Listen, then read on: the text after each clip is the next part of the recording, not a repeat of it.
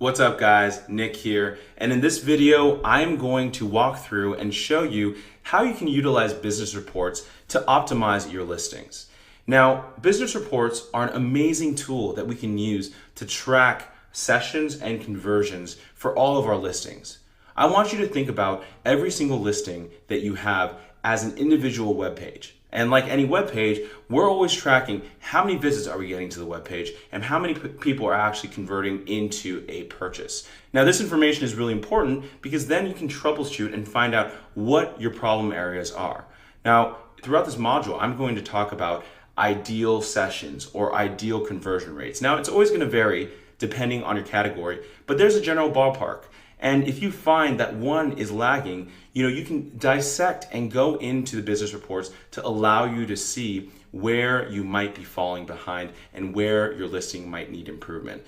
This is really crucial, and I think it's an incredible way for you to be data oriented and take a data approach for how you can utilize our tools and techniques to improve and further optimize your listing. And I highly encourage you to get familiar with these business reports so that you can implement them and as you're continuing to optimize your listing throughout. All right, here we are. So I have one of my accounts open here, and here you can see this is the business report dashboard, so we can see how much we've done in sales for the day so far. And we can go ahead and see a snapshot off of the dates, the marketplace total, and so on. So what I'm gonna do is I'm gonna go ahead and dive into a specific report that I like right here, and it's called Detail Page Sales and Traffic. Okay, so let's go ahead and go in. All right, here we go. So in this report, you can actually filter by specific dates. Okay, and every single one of these lines represents a specific SKU or ASIN or listing page. And remember, I talked about how every single one of these listings should be seen as its own web page, right? We're trying to track sessions, we're trying to track conversions, and we want to use that data to inform us as to where we could potentially improve. So what I like to do is I personally like to track this data on a daily basis. And we'll do an export, but in this specific scenario, I can go ahead and say, look, I want to see my information for March 18th, and that's a Sunday, and I want to see how specifically we performed on that day. And now I can really get granular, okay? So over here, we have a listing here, and you can see that we have this many sessions, so this is how many views we're getting to the specific listing. And session percentage is just basically a representation of what percentage these sessions represent across all these sessions my listings get across the board for this account. Okay, and page views just means these aren't unique page views, these are just however many times it's been seen. So there might be a person who's gone back to the page, gone to another page, and gone back. So your page views are usually going to be higher than your sessions. And same thing for the page view percentage.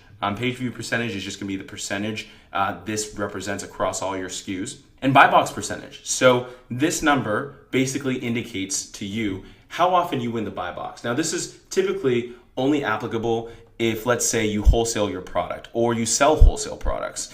In that instance, you might be familiar with what buy box means. If you're new to private label, you usually don't have to worry about this, but you might see this as an issue if someone jumps on your listing and tries to pretend to sell your product, right? If that's the case, you might see your buy box percentage go down. Typically, if you own the listing, you should have 100% control of the buy box. And if it's anything below, let's say 99%, that's a major indication that there might be something wrong and someone's hijacking your listing. And that's something that you should report to Amazon and try to get fixed because it will impact your sales. Next, you have units ordered, and this is how many units have been ordered, right? And pretty simple, and we have B2B units ordered. So if you made yourself available for the B2B program, this means businesses can buy from you at a discount. These are how many sales that you've gotten for the SKU that are B2B. And then we have unit session percentage. So unit session percentage is very simple. It's basically the amount of units divided by the amount of page views. And that's what we call the conversion rate. So Amazon calls it unit session percentage. We call it conversion rate. And this is the number that you'll be looking at and that we'll be referring to throughout the module. This is the number where we think that anything above 15% is pretty decent. Anything higher is even better. We like to shoot towards a 20 to 25% range because we know that conversion rates are ultimately what drives better ranking. If you have better conversions and you drive more traffic, then you will get a higher rank. And that's ultimately what we're shooting for. We want more organic purchases and conversions. Next, the same thing here. This is just specific to B2B. And then we have ordered product sales, which is just the dollar amount in product sales for today, for that day. And then the ordered product sales in dollar amount for B2B. So relatively simple. This applies across all of your listings. It's the same principle, but ultimately this is a really good way for you to troubleshoot a SKU. And if you find that sales are really decreasing, you can go into the day-by-day picture, okay, and then identify, okay, on this day, like what was a day that we saw a decrease in sessions? What was a day that we saw a decrease in our conversion rate? And then you can use that information to then drill down as to where you can improve your listing. Now, if you find that consistently you're below 15%, then obviously that's room for improvement, right? If you find that your sessions are only 20 a day, that's obviously huge room for improvement. We need to find a way to drive more sessions.